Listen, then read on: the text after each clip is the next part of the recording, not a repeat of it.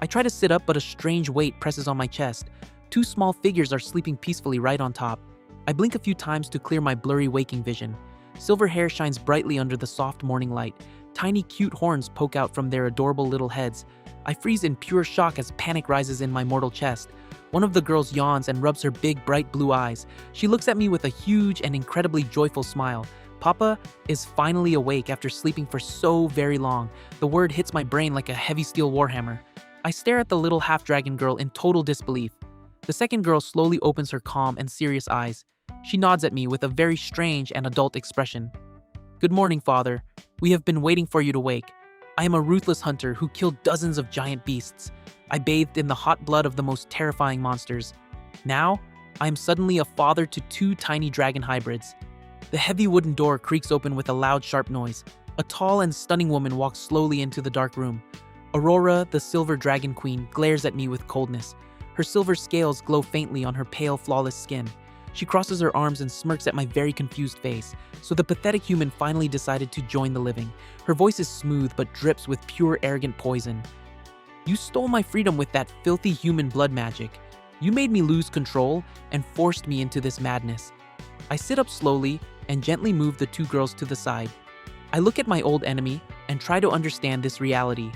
Are these two children actually mine and yours together? Aurora scoffs and turns her beautiful face slightly away.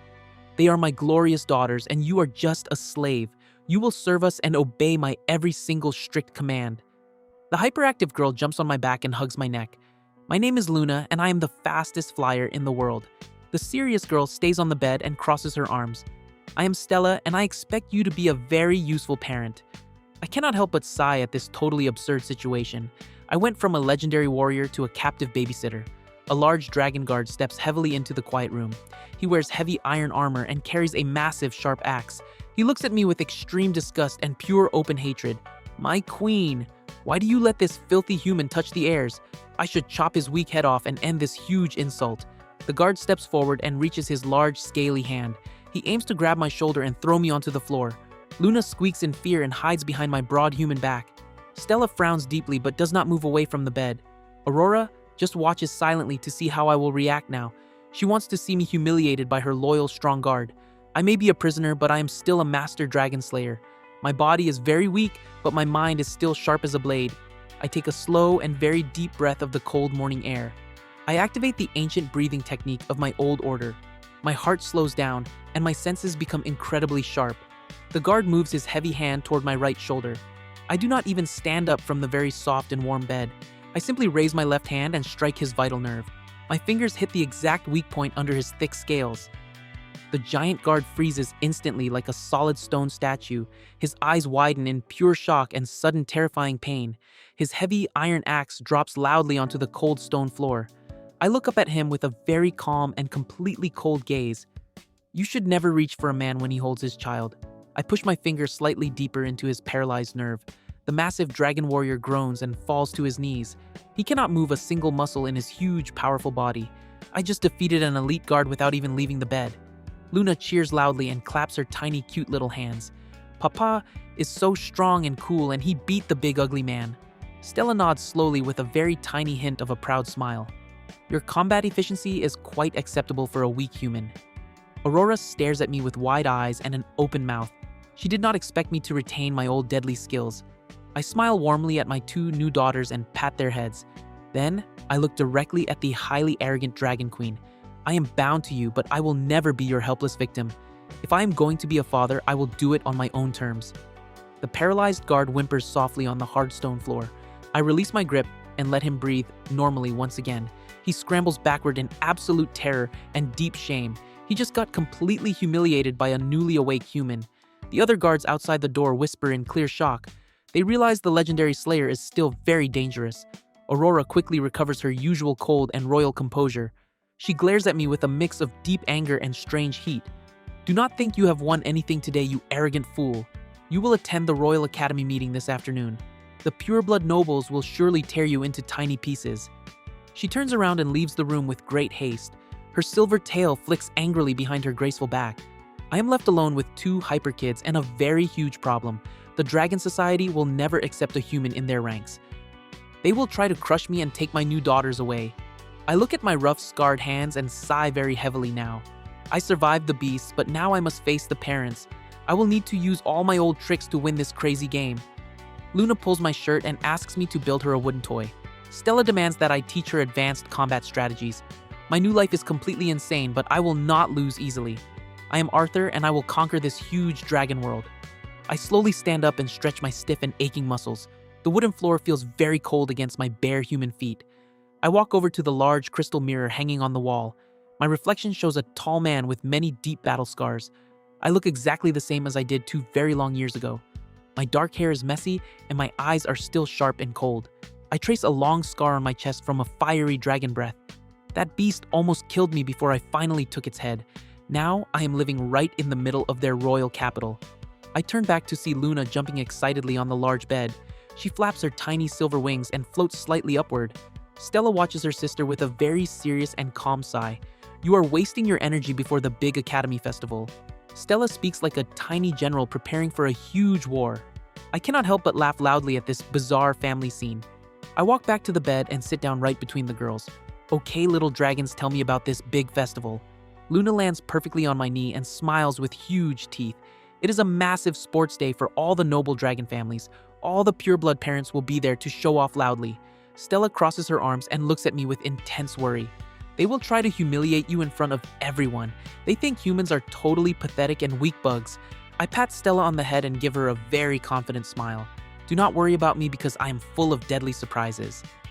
I will show those royal lizards what a human can do. We will win this festival and make your mother mad." Luna cheers while Stella finally shows a real smile. The greatest dragon slayer is now preparing for a sack race. I stretch my legs and prepare for the long training day. Luna jumps off the bed and runs straight toward the door. Stella follows her sister with a very calm and steady pace. I walk behind them and observe their unique dragon traits. We reach the massive garden under the bright morning sun. I need to test their physical limits before the big event. Dragon kids usually rely only on their raw magical power. I will teach them the secret agility of human mercenaries. "We are going to build your basic stamina first, little one." Stella nods and takes a perfect fighting stance right away. I show them how to breathe from the bottom of their lungs. Oxygen is the best fuel for any tired and aching muscle. The girls copy my slow movements with total concentration. I watch them learn and feel a strange warmth in my chest. Aurora stands near the tall ancient tree with crossed arms. She watches my training methods with a very critical gaze. "You are treating my royal heirs like common dirty soldiers." I turn to my beautiful enemy and give her a knowing smirk. Raw power is totally useless without good body discipline. I toss small wooden balls at the girls to test their speed. Luna dodges them all while laughing loudly with pure joy. Stella catches the balls and throws them back at my head. I deflect her attacks easily and praise her sharp reflexes. Aurora steps closer and picks up a fallen wooden sphere. She throws it at me with the speed of a deadly steel arrow. I tilt my head slightly and let the ball fly past my ear.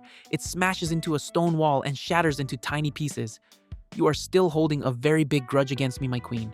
She blushes slightly and quickly looks away from my face. "I am just testing your slow human reflexes, you foolish man."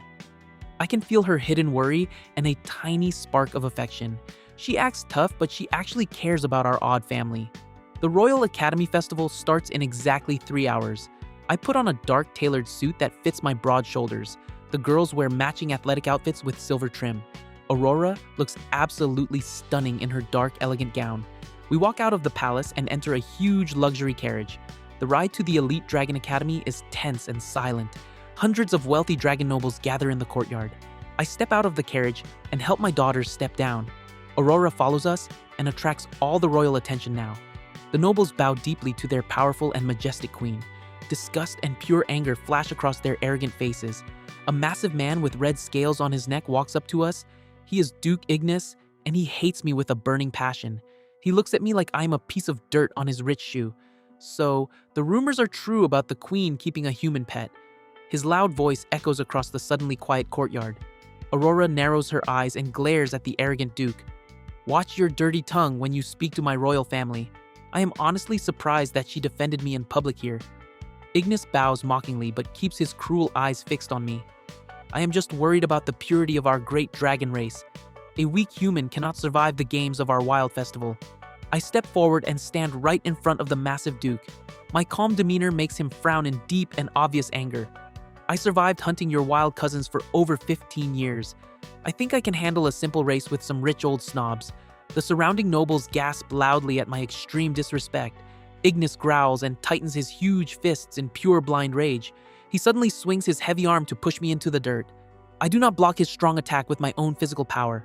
I simply pivot on my left heel and redirect his heavy mass. I grab his wrist and pull him forward with his own momentum. The giant duke loses his balance and trips over his feet. He crashes face first into the hard stone floor very loudly. Total silence falls over the entire crowded schoolyard. I brush the invisible dust off my dark and expensive suit. You should really watch your step on these slippery stones. Luna cheers loudly and points at the fallen, angry nobleman. Stella shakes her head and writes something in her notebook. Aurora hides a tiny, amused smile behind her pale hand now. A short dragon with round glasses rushes over to our group. He is Professor Vane from the Elite Academy teaching staff. He looks at me with intense curiosity and zero real malice. That was a brilliant display of kinetic energy transfer, sir. Vane seems totally fascinated by my human combat techniques. I realize he could be a useful ally in this hostile place. I shake his hand and thank him for his objective observation. Ignis finally stands up and wipes the dirt from his red face. He glares at me with a promise of brutal and absolute murder. You got lucky this time, you filthy and pathetic human trash. We will see who laughs when the real physical games begin. The first major conflict ended in a quick and funny victory. I know they will try to cheat in the upcoming family events. Vane leans closer and whispers a quick warning into my ear. The Duke is planning to rig the obstacle course against you. He bribed the judges to place magic traps on your dirt lane. I smile coldly and thank the smart professor for the tip. Magic traps are completely useless against a dragon slayer. I spent my life disarming ancient and deadly magic runes. Aurora touches my arm gently and looks into my human eyes. Do not embarrass our family out there on the racing track. I can hear the genuine concern hidden in her smooth voice. I promise to make you the proudest queen in this whole world. She blushes again and quickly turns her face to the field. The bond between us is growing stronger every single hour. The loud brass horns blow to announce the grand festival. Families gather around the huge dirt arena in the warm sun. I stand at the starting line with my two energetic children. Ignis stands in the next lane with his massive and bulky son. He smirks at me, highly confident in his dirty secret traps. He does not know that he just challenged a true grandmaster. I crack my knuckles and focus my mind on the dirt obstacle. The crowd roars as the giant headmaster raises the red flag. This is my chance to prove my worth and build my loyal team. I will show this arrogant society the true power of mankind. The flag drops quickly and the highly dangerous race begins. Ignis blasts forward using his raw and explosive fire magic.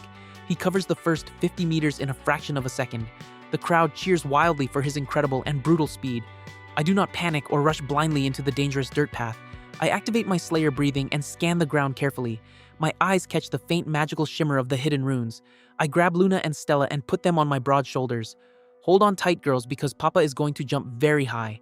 I channel all my physical strength into my strong bare legs. I leap into the air just as the first hidden trap activates. A massive pillar of sharp rock erupts from the dusty ground. I use the rising stone as a stepping board for my next jump. The noble dragons stare in shock at my fluid human agility.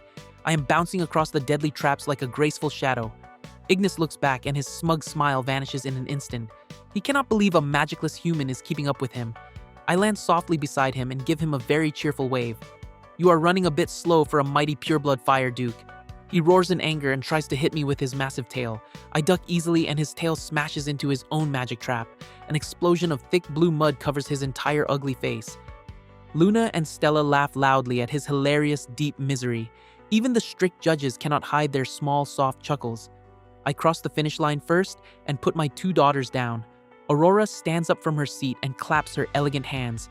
She is openly praising a human in front of the whole society. The furious Duke wipes the mud and glares with intense hate.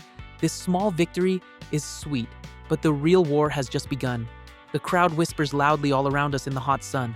My victory in the first race was a total public shock. Duke Ignis stomps away with mud still on his red scales. His eyes promise me a slow and very painful human death.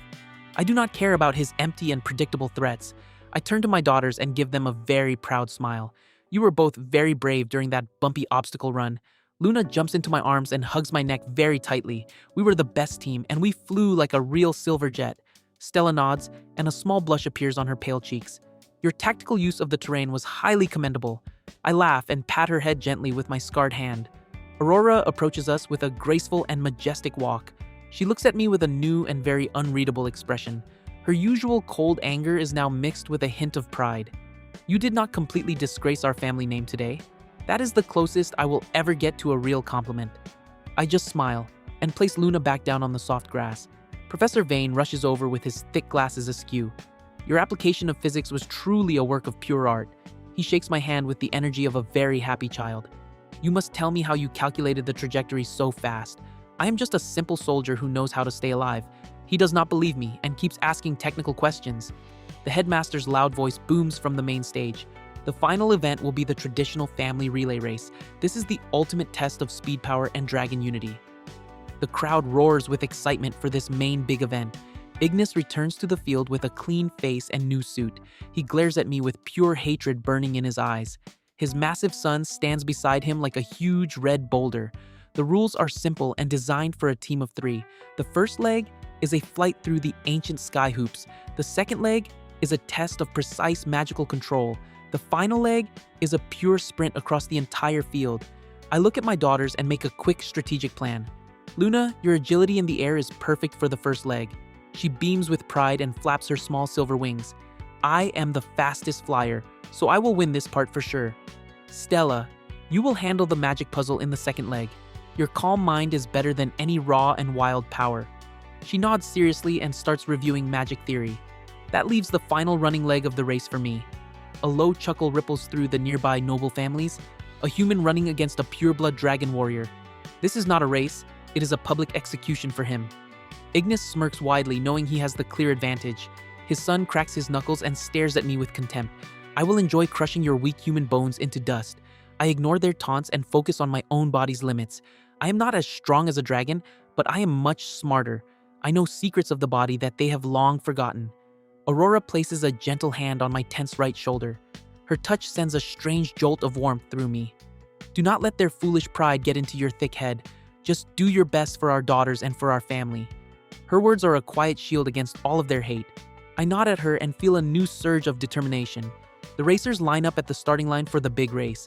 Luna hovers in the air, ready to take off like a rocket. The headmaster fires a bright magical flare into the sky. The race begins, and the young dragons shoot into the air. Luna is smaller than the others, but she is much quicker. She weaves through the sky hoops with incredible grace. She looks like a silver bullet dancing in the bright sun. She finishes her leg in first place by a full 5 seconds. She lands and passes the glowing baton to her calm sister. Stella runs to the second station with the magic puzzle. It is a complex array of floating and shifting runestones. The other kids blast it with huge waves of fire and ice. They are trying to brute force the very difficult puzzle. Stella closes her eyes and takes a slow and deep breath. She learned my breathing technique much faster than I did. She touches the stones in a precise and logical sequence. The puzzle unlocks with a soft chime of pure magic. She grabs the baton and runs while the others still struggle. Our family has a massive and almost unbeatable lead now. Stella hands me the baton with a very confident expression. Do not lose our advantage with your slow human running. I smile and take the smooth wooden baton from her hand. Now, it is my turn to shock this entire arrogant nation. I start my run as Ignis's son finally gets his baton. He is a giant of a boy with muscles on top of muscles. He roars and starts chasing me with incredible raw speed. The ground shakes with every single one of his heavy steps. The crowd screams for him to catch the weak human now. I am not just running, I am preparing my body for a surge. I activate the forbidden breathing technique of my order. It is called the dragon's pace, and it is very dangerous. It pushes the human heart to match a dragon's rhythm. My blood starts pumping with a hot and fiery new energy. My vision sharpens and the world slows down around me. My legs move faster than I ever thought was possible. I am not just running, I am flowing across the dirt track.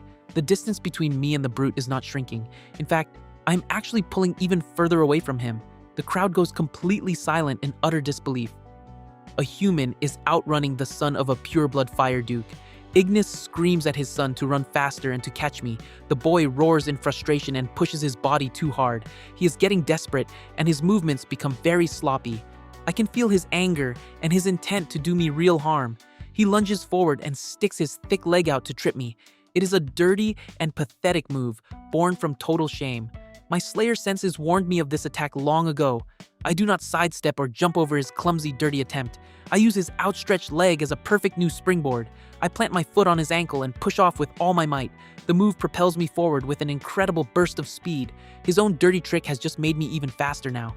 The young dragon loses his balance and falls face down. He lands in the exact same mud puddle as his own father. History repeats itself first as tragedy, then as comedy. The entire stadium is silent for a very long moment. Then, a single small clap echoes from the royal stands. Aurora is on her feet clapping with a huge bright smile. Then, Luna and Stella start cheering as loud as they can. Their joyful voices break the spell of total shock. The common folk and younger dragons start to cheer for me. They are tired of the old nobles and their boring pride. I cross the finish line and raise the baton in the air. I won the final race and secured our family's honor. Luna and Stella rush to me and we have a group hug. For the first time, I feel like a real and proper father. Aurora walks down to the field with tears in her eyes. She stands before me and the entire dragon society. She takes my hand and holds it up for everyone to see. This human is Arthur, the father of my royal children. He is a member of my family and he has my protection. Her words are a declaration of war against the old guard. Ignis looks like he is about to have a heart attack. He has been publicly defeated and his power is now broken. I look at Aurora and see a future I never imagined. A future with a family and maybe even with real love. But as we celebrate, a royal guard rushes onto the field. His face is pale with fear and he carries a black scroll. He kneels before Aurora and hands her the urgent message. My queen, the Dragon Lord of the Black Mountains, has moved. He has crossed the border with his entire legion of troops. He demands you surrender your human and your hybrid heirs. Aurora's smile vanishes and her face turns to cold stone. Our family festival has just turned into a real war. The petty games are over and a true monster is at our door. The festive music dies instantly in the warm afternoon air. The happy crowd now whispers in a growing and cold panic. Aurora reads the scroll with white knuckles and a grim face. Her regal composure shatters like a piece of thin glass. The Dragon Lord of the Black Mountains is a true monster. He is a ruthless tyrant who conquers for pure pleasure. His legion is made of the most savage and brutal dragons. I step forward and place a calm hand on Aurora's shoulder. Her body is trembling with a mix of fury and real fear. She looks at me and her eyes are filled with desperation. He wants you, Arthur, and he wants to kill our daughters. The word "our" echoes in my mind with a heavy new weight. This is no longer just her problem. It is my problem too. Duke Ignis pushes through the crowd with a smug new look. His public humiliation is now a very distant memory. He sees this crisis as a perfect chance to regain power. My queen, this is the result of your foolish human folly. You brought this weakling into our world and angered him. The Dragon Lord is a purist who despises all hybrids. We must surrender the human and his spawn to save us all. His words are poison meant to divide the dragon nobles. Several other lords nod in agreement with his dark plan. They are cowards who would sacrifice children for peace. I step between the Duke and the still shocked Dragon Queen. My voice is low and cold, but it cuts through the panic. The last man who called my daughter's spawn lost his teeth. Ignis takes a step back, remembering my quick reflexes. He sputters with rage, but he does not dare attack me now. Aurora finds her voice, and it is filled with cold fire. Anyone who suggests surrender will be tried for treason. We are the Silver Dragons, and we will not bow to a brute. She turns and marches back toward the royal palace quickly. I pick up Luna and Stella and follow right behind her. The girls are scared, but they trust me to protect them. We enter the royal war room and the doors are sealed shut. A huge map of the kingdom covers the entire stone table. Aurora paces back and forth like a caged silver lioness. Her generals stand at attention with very worried faces. The Black Legion is twice the size of our royal army. They are battle-hardened killers, not parade soldiers. Their charge will break our lines in less than 1 hour. I look at the map and see the strategic weak points. The Dragon Lord is arrogant, and he relies on brute force. He will attack through the Crimson Canyon, the fastest route. I trace the narrow path on the map with my scarred finger. This canyon is a death trap if you know how to use it well. Aurora stops pacing and looks at me with new interest. What do you know of war strategy? You are a mere hunter. I hunted dragons for 20 years in those very mountains. I know every rock, every cave, and every hidden passage. I know how the black dragons fight and how they think. They are strong, but they are predictable and very stupid. My words hang in the air as the generals stare at me. They see a human, but they hear a seasoned commander. Professor Vane, who followed us in, adjusts his glasses. The human's analysis of the terrain is quite correct. The canyon's acoustics could amplify a sonic assault. I nod at the professor, finally finding a mind like my own. We do not need to meet them with force, we need a trick. We can create a rock slide and bury half their army. The generals start murmuring with a new sense of hope. Duke Ignis storms into the room without being invited. He is followed by a dozen of the most conservative lords. We will not follow the mad plan of this human parasite. He is trying to trick us and lead our army to its death. Aurora's eyes flash with pure and unbridled fury. Get out of my war room before I have you all executed. Ignis scoffs, thinking she is bluffing in this hard time. She raises her hand, and silver fire gathers in her palm. I will burn your noble houses to the ground, you traitors. The lords pale and quickly retreat from the angry room. Ignis glares at me one last time before he leaves. This is not overhuman. I will see you die for this. The door slams shut, and we are left with our hard choice. Aurora dismisses her generals and asks to be alone with me. The girls are taken to their room by a trusted royal maid. We stand on the high balcony overlooking the capital city. The sun is setting, and the sky is a mix of red and gold. I can leave and draw the Dragon Lord's attention away. It is me he wants, and my departure could save you all. She turns and grabs my arm with a surprising strength. Her eyes are wet with unshed tears of fear and anger. You will not run away from this and abandon your family. I promise to protect you, and I will not break my word. For the first time, she is not a queen, but a scared mother. I need you, Arthur. I need your mind and your deadly skills. She leans her head against my chest in a moment of weakness. I put my arms around her and hold her tightly for a while. We will face this together, and we will win this war. Her body relaxes in my arms as she accepts my promise. We are no longer enemies bound by a curse, we are allies. We are parents who will do anything to protect our kids. She pulls away, and her face is set with new resolve. You will need the best equipment our kingdom can offer. I grant you full access to the forbidden royal armory. Take whatever you need to kill that black-scaled bastard. I nod, and head down to the lowest level of the palace. Professor Vane joins me holding a flickering magic torch. The armory is filled with legendary weapons and armor sets. Most are too large or heavy for a normal human to wield, but in a dark corner, I see a suit of black steel armor. It is sleek and perfectly crafted for a human warrior. Intricate silver runes are carved into the metal plates. It feels cold to the touch, but I feel a strange power. Professor Vane's eyes go wide with absolute pure awe. By the ancient gods, that is the legendary dragon's bane. It was worn by the first human who ever slayed a dragon. It is said to make the wearer immune to dragon fire. It also enhances the speed and strength of the user. I put on the armor piece by piece and it fits me well. It feels like a second skin made of shadow and cold steel. I pick up a long sword with the same silver runes.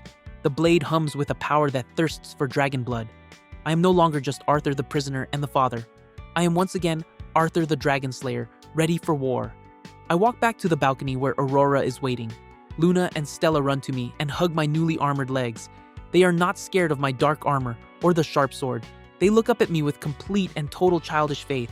Papa looks so cool, like a hero from a very old story. Aurora looks at me and a small smile touches her lips. The armor suits you better than any royal robes ever would. We stand together as a family against the coming storm. The first scouts report seeing the Black Legion's banner. They are marching through the mountains just as I predicted. The enemy is coming for my family and for my new home. I will meet them on the battlefield and show them my rage. I will not let them touch a single hair on my kids' heads. The decisive battle for our future is about to begin. I stand on the highest ledge of the Crimson Canyon. My new Dragon's Bane armor feels like a part of my soul. Luna and Stella are safe in the deepest royal bunker. Aurora is with her army at the canyon's other end. We have a plan, but it relies on perfect timing. The ground trembles as the Black Legion marches in. Thousands of brutal warriors fill the narrow path below. Their leader is a colossal dragon with obsidian scales. The Dragon Lord roars and his voice cracks the stones. He is confident in his victory and his sheer power. He does not see the hundreds of runes I carved here. These are not explosive runes, they are sonic amplifiers. Professor Vane helped me design this beautiful trap. Dragons have sensitive hearing, a major hidden weakness. I raise my hand and give the signal to the hidden mages. A low hum begins to echo through the entire canyon. The sound grows louder and sharper with every second. It becomes a high-pitched scream that pierces the air. The black dragons roar in confusion and sudden pain. They cover their ears and stumble in total disarray. Their perfect military formation breaks into pure chaos. The Dragon Lord roars in fury and blasts the cliffside. His fire is useless against a carefully targeted sound. Now, for the second part of my little welcome party. I leap from the cliff and land in their midst. The Dragon's Bane armor absorbs the impact like a feather. I am a black shadow of death among panicked beasts. My sword sings a song of silver light and dragon blood. I move through them using my forbidden breathing pace. My blade finds the weak spots under their thick scales. I am not fighting an army, I am culling a wild herd. The elite guards of the Dragon Lord finally see me. They charge forward, trying to crush me with their size. I am a blur of motion, a ghost they cannot touch. I kill a dozen of them before their leader reacts. The Dragon Lord shakes his head and clears his senses. His eyes lock onto me with a promise of annihilation. He ignores the sonic assault and charges right at me. You are the human filth who dares to defy my might. His voice is a low growl of pure and absolute rage. I will burn your flesh and grind your bones into dust. He opens his mouth and a torrent of black fire erupts. I do not dodge or run away from the massive attack. I stand my ground and raise my runic sword to block. The Dragon's Bane armor glows with a soft silver light. The black fire washes over me, but I feel no heat. The armor is absorbing the magical energy completely. The Dragon Lord stares in shock at this impossible sight. He cannot comprehend how a human can survive his fire. I use his moment of shock to close the distance fast. I leap onto his massive arm and run up his back. My sword cuts a deep gash along his powerful spine. He roars in pain and tries to shake me off his body. I am like a persistent insect that he cannot get rid of. I reach the base of his neck, a known vital point. He twists his body violently and I lose my firm grip. I am thrown into the air and I land hard on the rocks. My armor is dented, but my bones are still intact. He turns to face me with murder in his glowing eyes. Your pathetic tricks are over now. It is time to die. He raises his massive claw to smash me into the ground, but a flash of silver light blinds him for a second. Aurora has arrived with the entire Silver Dragon army. They block the canyon's exit, a wall of silver scales. Her voice rings out with the power of a true queen. Your invasion is over, surrender now, or face your doom. The Dragon Lord laughs a deep and very guttural sound. You think your parade soldiers can stop my true legion? He is right, his warriors are much stronger and fiercer. But Aurora's plan was never about a direct battle. She gives a signal and her mages unleash their spell. The ground shakes and massive rocks fall from above. They do not target the army, they target the canyon walls. It is the rock slide I planned, and it is perfectly timed. The entire canyon pass begins to collapse on itself. The Black Legion is now trapped between two rock slides. Their escape route is cut off and panic spreads fast. Aurora's army holds the only way out of this trap. The Dragon Lord realizes he has been completely outplayed. He roars in frustration and turns his full fury on me. If I am going to die, you are coming with me, human. He lunges at me with the speed of a falling mountain. I meet his charge with my own desperate final attack. I channel all the fire energy the armor has absorbed. I pour it into my blade until it glows like a new sun. Our final attacks meet in a blinding explosion of light. The shockwave throws both of us across the canyon. I crash into the stone wall and my vision goes dark.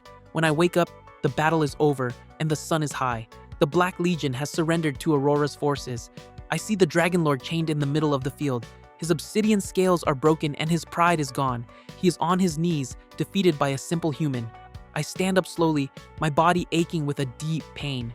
Aurora rushes to my side and helps me to stand tall. Her eyes are filled with relief and a deep affection. We did it, Arthur. We saved our family and our home. I look at the defeated tyrant and walk slowly toward him. He looks up at me with eyes full of burning hatred. I lean down and whisper so only he can hear my words. You threatened my daughters, and that was your last mistake. I do not kill him because death is too easy for him. He will live as a powerless prisoner for all his life. He will be a public example of what happens to my foes. Duke Ignis and his followers stare in complete shock. They bet on the wrong side, and now they will pay for it. Aurora strips them of their titles and their rich lands. My authority is now absolute and my family is secure. I return to the palace and Luna and Stella meet me. They hug my legs and look at me like I am a god. Papa is the strongest hero in the whole wide world. I pick them up and for the first time I feel at peace. I have a home, a family, and a future I will protect. Aurora stands beside us, a real smile on her face. She takes my free hand and her touch is warm and soft. We look out at the setting sun, a new royal family. I know new enemies will rise and new challenges will come, but for now, I will enjoy this perfect moment of peace. I am Arthur the Dragon Slayer and the Dragon Father.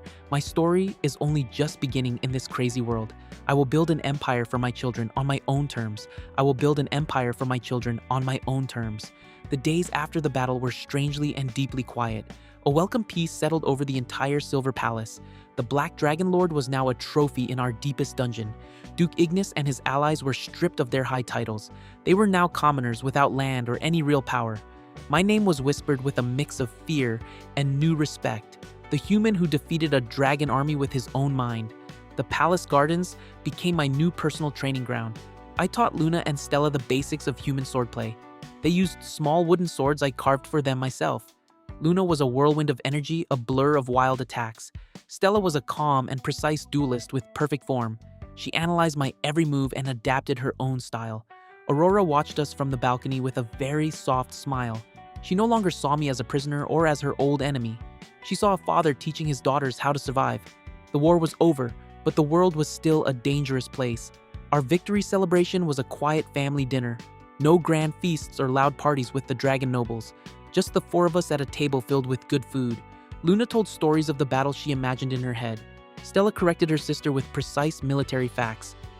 I felt a warmth in my chest I had never felt before. This was the feeling of having a real and true family. My old life as a lonely hunter seemed so very distant. I was a weapon, a tool for kings who feared the dragons. Now, I was a shield for the two most precious things. Later that night, Aurora found me on the high balcony. The twin moons of this world cast a soft silver light. She stood beside me and looked out at the sleeping city. The Council of Nobles wants to meet with you tomorrow. Her voice was calm, but I could feel her hidden tension. They will offer you a title and lands for your service. They want to make you a part of their noble society. I leaned against the cold stone railing and looked at her. I do not want their titles or their piles of gold. I want only one thing for my daughters to be safe. I want them to grow up strong and happy and be free. Aurora turned to face me and her eyes were shining. You are unlike any man I have ever met in my life. The dragon lords I know only crave power and status. You fought a war for a family you just barely knew. I reached out and gently brushed a stray hair from her face. They are my family, and you are their mother, my queen. The air between us became thick with unspoken words. The blood curse that bound us felt like a warm embrace. It was no longer a chain, but a connection between us. She leaned closer and her lips were just inches from mine. A loud crash from inside the room broke the magic spell. We rushed in to find Luna and Stella in a pillow fight. Feathers were flying everywhere like a soft white snowstorm. The romantic moment was gone, replaced by pure chaos. I could only laugh at this perfect and absurd new life. The next morning, I stood before the Dragon High Council. The chamber was full of old dragons in their fancy robes. They looked at me with a new respect, but also with fear. Aurora sat on her throne with a calm and regal air. Lord Valerius, the eldest council member, stood up slowly. Arthur, we owe you a debt that can never be fully repaid. We offer you the title of Lord Protector of the Realm. You will be granted the former lands of the traitor Ignis. The other nobles nodded in a very solemn agreement. They were trying to fit me into a box, they understood. A box of titles and land and predictable social rules. I stepped forward, and my Dragonsbane armor was silent. I thank you for this honor, but I must respectfully decline. A wave of shock and confusion washed over the council. Valerius raised a scaly eyebrow in his total surprise. You refuse a noble title and a massive tract of land. What is it that you desire from us in its place then? I looked at Aurora, and she gave me a subtle nod of trust. I want my daughters to have the best education possible. I want them to attend the Royal Academy without prejudice. I want them to be treated as true heirs, not as outcasts. The council chamber fell into a very deep and heavy silence. The idea of hybrids in their elite school was a shock. Some of the more conservative lords started to murmur. Professor Vane stepped forward from the back of the room. The girls have shown an incredible aptitude for learning. Their unique blend of human and dragon traits is a gift. It would be a great loss to science to deny them entry. His words gave my request some academic legitimacy. Aurora's voice cut through the tension like a sharp blade. My daughters will attend the academy starting next week. This is not a request, it is a royal decree from me. Any who oppose this will answer directly to their queen. The council had no choice but to agree to her command. My first political battle was won without a single sword. I had secured a future for my children in this world. That evening, Professor Vane came to my private study. He brought a stack of books and scrolls for the girls. He was genuinely excited to have them as new students. Your daughters will change how we see magic and biology. He adjusted his glasses and looked at me very seriously. But their path will be very difficult for them to walk. The other children will be cruel because they are different. I know, and I will prepare them for that hard reality. We will face their insults with our heads held very high. As he was about to leave, a royal guard entered the room. He carried a sealed letter on a silver tray for me. The seal was not a dragon crest, it was a human one. It was the golden lion of the kingdom I once served. My heart skipped a beat as I took the heavy letter. I had not heard from my old world in over 2 years. I broke the seal and read the elegant and cold script. It was from King Theron, the man